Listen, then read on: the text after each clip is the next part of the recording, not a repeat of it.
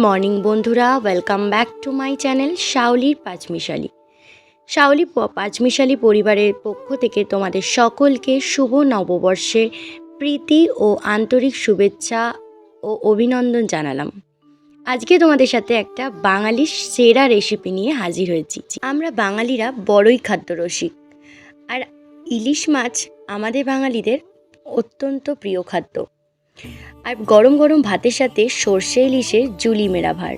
বাজার থেকে নিয়ে এসেছিলাম মাঝারি সাইজের একটা ইলিশ মাছ।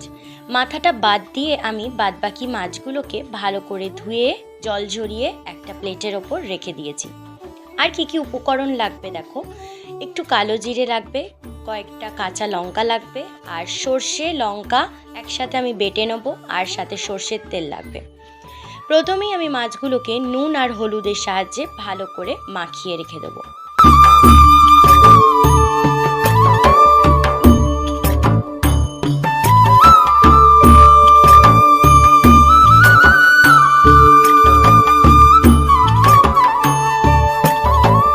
প্রত্যেকটা মাছের দুটো সাইডই ভালো করে নুন হলুদ দিয়ে মাখিয়ে নিয়েছি।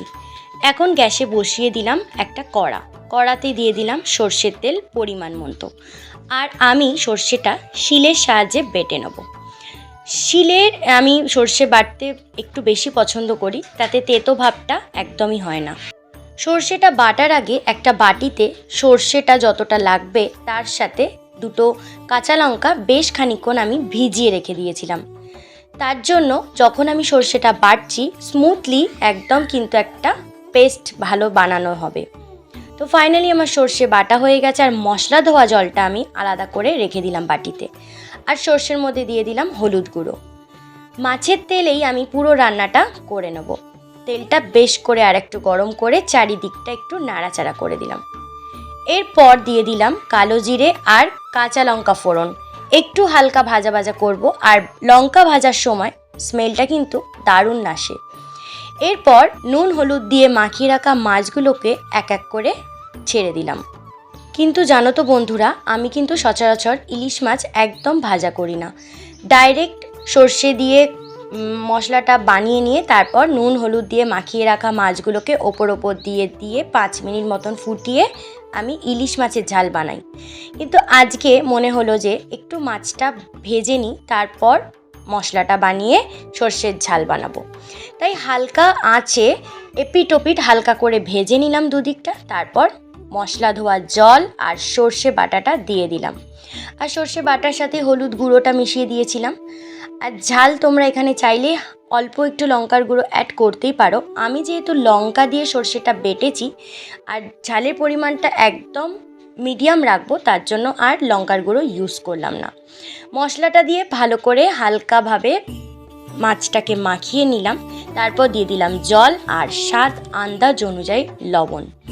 ভালো করে লবণের সাথে মশলাটা মিশিয়ে দিলাম, যাতে লবণ মশলা একদম ব্যালেন্স হয় আর মাছের মধ্যে যথেষ্ট পরিমাণে ঢুকে যায়। 2 মিনিট মতন ফুটতে দিলাম। মাছটা বেশ টকবক করে ফুটে উঠেছে।